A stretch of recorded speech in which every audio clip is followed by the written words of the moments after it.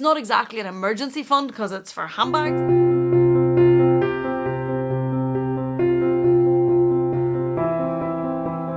Hello there, welcome back to my channel. Thank you so much for joining me. When I unboxed this little beauty, this Hermes Birkin 25 in rose papri and Togo leather in palladium hardware, my dream bag, my holy grail bag, the one bag that I was just obsessed with owning. I just loved this bag so much. But when I unboxed this bag, I talked you through my process of how I bought this bag. I bought this bag pre-loved, and I have been asked to do another video on that, and I will.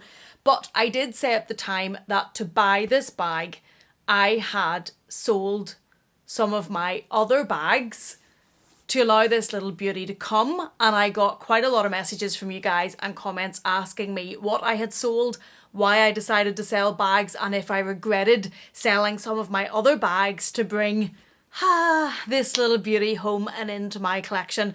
And I'm going to tell you today the bags that I sold to bring her home, whether or not I regret it, whether or not I've been missing those bags, whether or not I've been thinking it's been a mistake, and give you a little bit of my insight into why I think that. So let's get started.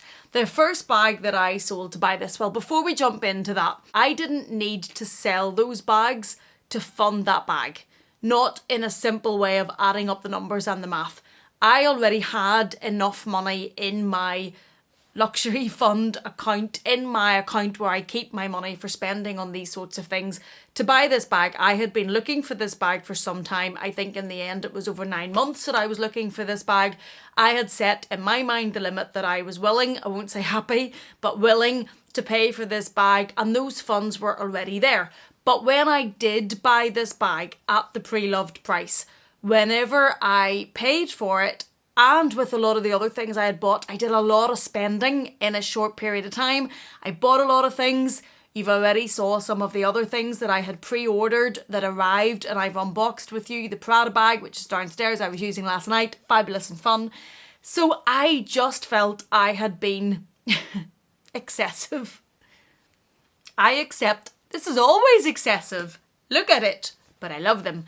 But I accept, and I felt that for that period of time I had been particularly excessive, and I felt that I had spent a lot in a short period of time, and I was a little bit uncomfortable with it. I earn all of my own money. I earn all of this money. It takes a lot to earn this money after you pay your taxes and everything. So it was a lot to go in a short period of time. So even though in the account that is set aside for luxury, that's my spending money, there was enough to buy this bag, I felt when I bought it, one, I had been spending too much. I felt a little bit uncomfortable with how much I had been spending. I thought I had been particularly excessive for a period of time. And I also was unhappy at just how low that account had become. So I generally like to have a bit of comfort money or buffer money in there. It's not exactly an emergency fund because it's for handbags, so they're not emergencies. But I don't like to see it come down to being very low to nil. And when I bought that, with everything else I'd bought, it was uncomfortably low. There was not very much in it. It was lower than it had been in a very long time. And I just felt uncomfortable with that. I felt that I wanted to fill it up. I was a little bit impatient because obviously I work. I could have taken the time, and I will fill it up from working. But it just didn't sit with me. And I looked at how many handbags that I have, which is a lot. I accept that. I looked how many I have. I looked how many I have that I don't really wear or didn't really use very often, or had other bags that were almost direct comparators. And I'm laughing because I know how many Chanel pink bags are in there, but other ones that had direct comparators that I just wasn't reaching for, that I didn't love enough.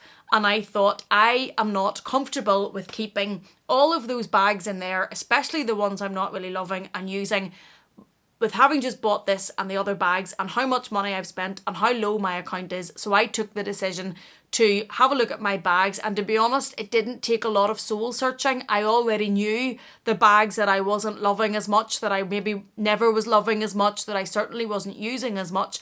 I already knew what they were, and I decided to let them go and to sell them to recoup some of the funds to fill back up into my luxury fund account. Now I have done that, and I'm going to tell you the bags I've sold and if I regret it.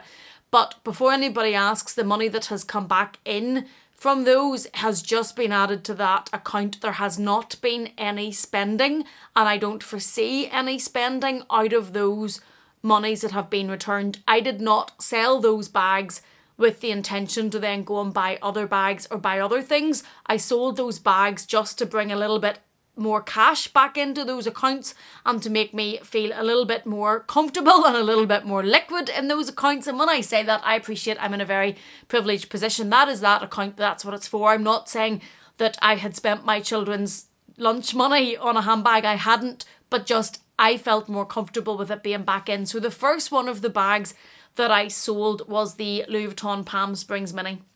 And if you've watched my channel before, you will likely know that I absolutely love Louis Vuitton, and I love Louis Vuitton monogram. It's probably one of the things that made me fall in love with luxury handbags and with Louis Vuitton, and it's the monogram print. I remember seeing it from afar and just loving it and wanted a piece of it. I have my agenda right beside me because I was working earlier. I just love it. It makes me happy. It's just a print that I love.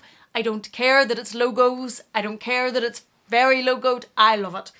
But I sold the Louis Vuitton Palm Springs Mini, and it's nothing against the bag. I think the Palm Springs Mini is a great bag. I think as a mini bag, it's actually on the bigger side of mini bags. I think it holds a lot for a mini bag. I think it holds a lot more than some of the other mini bags, certainly more than the Chanel Mini. I think it's very easy to use. The straps on the back of it, you can either crossbody it, you can make it a backpack, I did at times carry it just by the handle on top of it, but I didn't use it all that much in the last maybe at least a year, if not more. I wore it, when I bought it, we had a staycation because we were in lockdown and I took it then. The good thing about that bag is the leather is treated black leather, so with the canvas and the black leather you don't need to worry about the weather, and the weather here is unpredictable and it likes to rain, so you don't need to worry about that. I could fit in it everything I needed. When the children are with us, obviously we've got plasters and juice and things, not the kitchen sink, but you could fit enough in it, and it was very easy to wear. After that staycation, which was in 2020 because it would have been lockdown, and mine was the version with the new zip, so there was no difficulties with the zip or anything like that. But after that staycation, I found myself not reaching for that bag as much, and as time went on, gradually, I probably reached for it less. And I think the reasons for that are, one, the multi-pochette accessoire.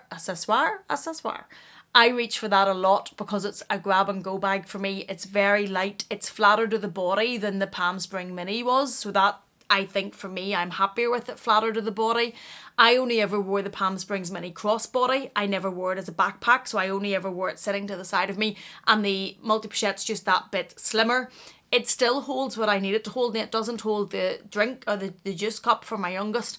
But it holds wallet, keys, phone, key clay with some plaster is in it, which you all band-aids for my American friends, which you always need whenever the boys are there.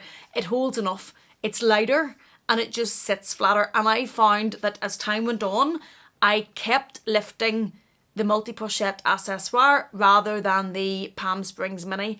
And then this little beauty came home from Paris, and I think this was probably the final nail in the coffin for the Palm Springs Mini in my collection, and it's because I love this bag and it's just that little bit more unusual and different, and it looks like a trunk. You don't see that many of these about. I really like how it sits. I think it's unusual. I like this chain that hangs from it. I really like the thick strap. I think the thick strap on this gives this bag attitude. I think it's a vibe. I like wearing it crossbody. So whenever I was looking for something that wasn't simply a grab and go and easy to use and flat to the body and light, I went for this rather than the Palm Springs Mini. I liked this probably more aesthetically by that time. I just felt that it was a bit more quirky and a bit more funky and a bit more of a vibe. And I decided then to let go of the Palm Springs Mini, and I don't regret it. I haven't reached for that bag or thought to reach for that bag. I haven't missed that bag. I haven't thought, oh my goodness, that's missing out of my collection and I wish it was there. I haven't had those moments. So I'm happy with that decision. I think it was the right decision.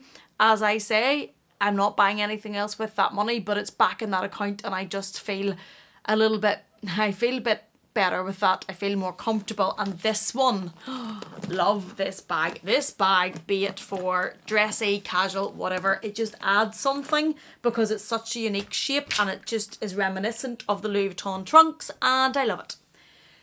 The other bag that I sold, and there was one more, but the other bag that I did sell whenever this baby came along was the Chanel 21p Caramel Mini.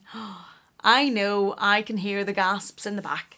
Basically, this bag is lambskin, but it was the caramel version of this, and I will put a picture in the traditional quilting with the gold hardware. Why did I sell that bag when I am an absolute Chanel Mini enthusiast? Chanel Mini rectangle enthusiast. I just didn't love it. And my friend Laura very kindly helped me buy that bag. She was able to source it for me. I never thought I would sell that bag. I certainly didn't buy that bag to sell. I loved the gold hardware because I liked the gold against the caramel. I don't mind lambskin at all. This is lambskin and this is one of my favourite bags. I'm never selling this bag. I just didn't reach for it, and I'd said this in a couple of videos about just not using it or least used bags. I just didn't. I'm not overly a neutral person. I don't love neutrals. I will gravitate towards strong colours. I don't know if it was because it was, ooh, at least it didn't hit the floor, Granny.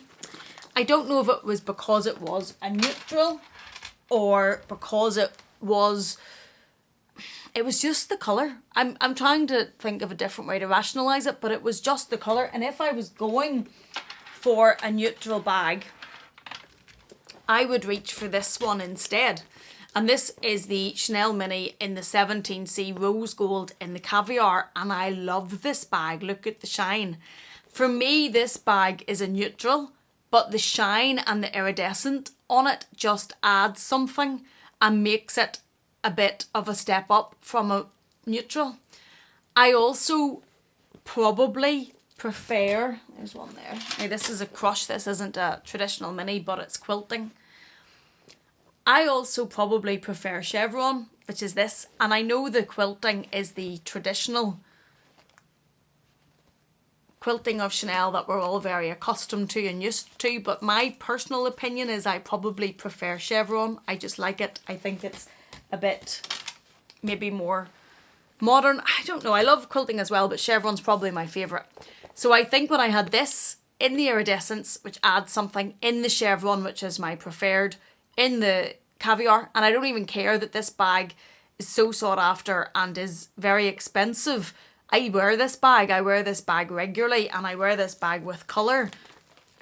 Don't think of any colour transfer, but it doesn't stop me wearing it. So when I went to reach for a neutral bag, I went to this one as opposed to the 21p caramel. I had talked myself out of selling it for quite some time because one, Laura had helped me buy it and I didn't want to sell it. Two, I don't like to sell Chanel bags, to be quite blunt. Three, I don't like to sell Chanel minis because I love them.